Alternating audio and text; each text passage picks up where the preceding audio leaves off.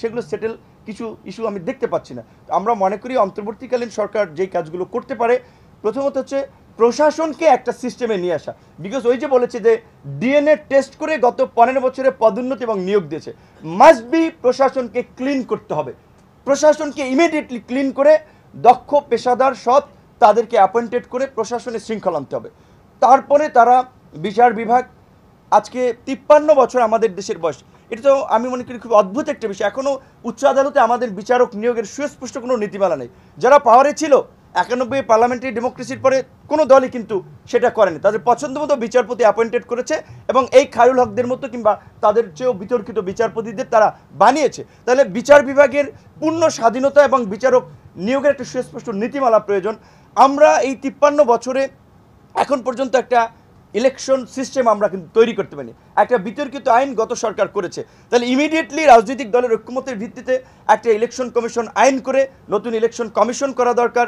দুর্নীতি দমন কমিশন, এই যে কালো টাকা, দুর্নীতি, লুটপাট, আমাদের কাছে এগুলো এখন 100 কোটি টাকা, 50 কোটি টাকার দুর্নীতি, এগুলো পাত্তাই মনে নেই। এগুলো সিম্পল ম্যাটার। হাজার হাজার কোটি টাকার আমরা গল্প শুনতেছি। সিপিডি যেটা বললো যে 92,000 কোটি টাকা ব্যাংক থেকে লোপাট করে নিয়ে গেছে। তাহলে এই কালো টাকা উদ্ধারে এবং দুর্নীতিবাজদের গ্রেপ্তারে অভিযান পরিচালনা করা দরকার। সেই ধরনের একটা সক্ষম দুর্নীতি দমন কমিশন দরকার। এই যে গুরুত্বপূর্ণ পয়েন্টগুলোতে এখন পর্যন্ত সরকারের কোনো অ্যাকশন আমরা দেখিনি।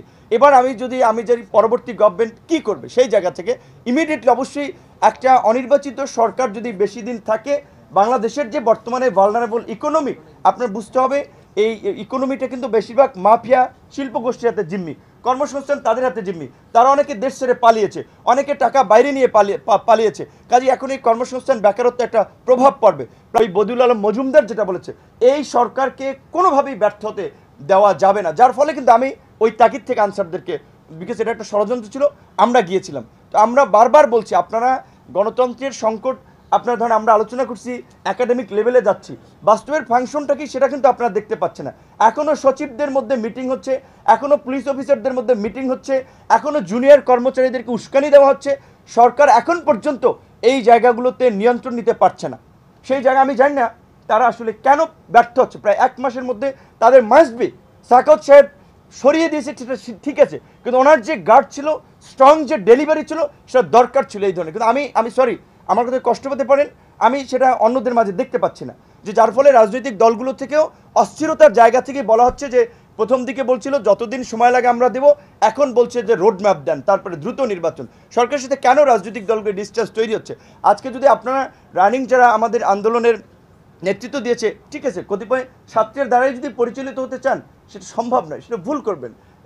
এখানে যেটা বলছে সংবিধান পুনর্লিখন না, সংবিধান বাতিল, কেউ বলছে বিপ্লবী সরকার, কাজে সব রিমুভ করে দাও, প্রেসিডেন্ট থাকবে না, কোনো কিছু কনস্টিটিউশন থাকবে না, এটা একটা বিপ্লবী সরকার। এইটাকে কি সরকার হিসেবে আপনি আখ্যায়িত করবেন?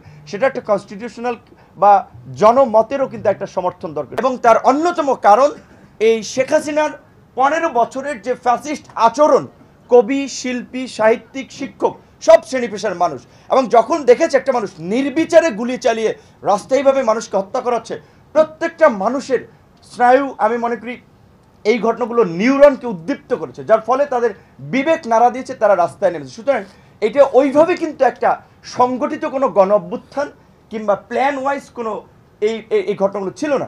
তো এখানে মাস্ট বি কন্ট্রিবিউশন রাজনৈতিক দলগুলোর। এখানে অবশ্যই বিএনপি, জামাতের মতো মেজর পার্টিগুলোর তাদের যে স্যাক্রিফাইস গত 15 বছরে, আমার স্যাক্রিফাইস মাত্র 6 বছরের। আপনারা দেখেছেন রিমান্ডে আমি টর্চার শিখেছি, আমি পরিষ্কারভাবে বলেছিলাম যে আমার সাথে কি করা হয়েছিল। তো সেগুলো আমি সময় নেই যেহেতু, এই জন্য বলতে চাচ্ছি না। তোমরা তো সেলফিশ জেনারেশন, তোমরা কোটা আন্দোলন করেছো কেন বাবা? আমলা হবা, আমলা হয়ে টাকা পয়সা কামাবা, ক্ষমতার অপব্যবহার করবা, এই জন্য তো আন্দোলন করেছো। তোমরা তো শিক্ষকদের যখন শহীদ মিনারে বেতন বৃদ্ধির আন্দোলনে গরম পানি মারে পুলিশ, সে সময় তো তোমরা শিক্ষকদের পাশে দাঁড়াও না। তোমরা তো গণতন্ত্র নাই, মানুষ কথা বলতে পারছে না, সেটা নিয়ে তো তোমরা দাঁড়াও নাই। এখন আমি কিন্তু কাঠগড়ায় দাঁড়িয়ে গেছি, বিকজ আসলে হ্যাঁ আমরা তরুণদের স্পিরিটের কথা is true, but at the same time ওই কথায় আমার তখন হিট লেগেছে মাথায়। আমি আসলে তখন কিংকর্তব্য বিমূঢ় হয়ে গেছে। আসলে স্যার তো ঠিক বলেছে, আমরা তো গণতন্ত্রের জন্য তরুণদের কত অংশটা মানে স্বতঃস্ফূর্তভাবে স্পন্টেনিয়াসলি বিশ্ববিদ্যালয় থেকে ভোটের অধিকারের দাবিতে, মানবাধিকারের দাবিতে, তাদের দাবি ছাত্র সংসদ নির্বাচনের দাবিতে বের হয়ে এসেছে। কয়টা বিশ্ববিদ্যালয়ের ছাত্ররা আন্দোলন করেছে, পরিস্থিতি প্রতিকূল ছিল, কিন্তু এই ছাত্ররাই ইতিহাসের সমস্ত মুভমেন্টগুলোতে গুরুত্বপূর্ণ জায়গায় ভূমিকা রেখেছে। সো এখন এইটা ঠিক যে এই আন্দোলনটা সমস্ত কমিউনিটি একটা পর্যায়ে বিভিন্নভাবে লিঙ্কড হয়েছে, কিন্তু এই যে পলিটিক্যাল অ্যাক্টিভিস্ট থেকে শুরু করে পার্টির অনেক কন্ট্রিবিউশন আছে, এটা আপনাদেরকে ভুলে গেলে হবে না। 6 শতাধিক মানুষকে গুম করা হয়েছে, 3,500 মানুষকে বিচার বহির্ভূত হত্যাকাণ্ডের শিকার হতে হয়েছে। একজন সাবেক প্রধানমন্ত্রী, একজন ভদ্র মহিলা, তাকে মৃত্যুর দ্বারে ঠেলে দিয়েছে, চিকিৎসা নেওয়ার অধিকারটুকু দেয়নি। তাদেরও একটা সম্মিলিত সংগ্রামের ফল কিন্তু আজকের এই ইন্টারিম গভর্নমেন্ট এবং এই ফ্যাসিবাদের পতন।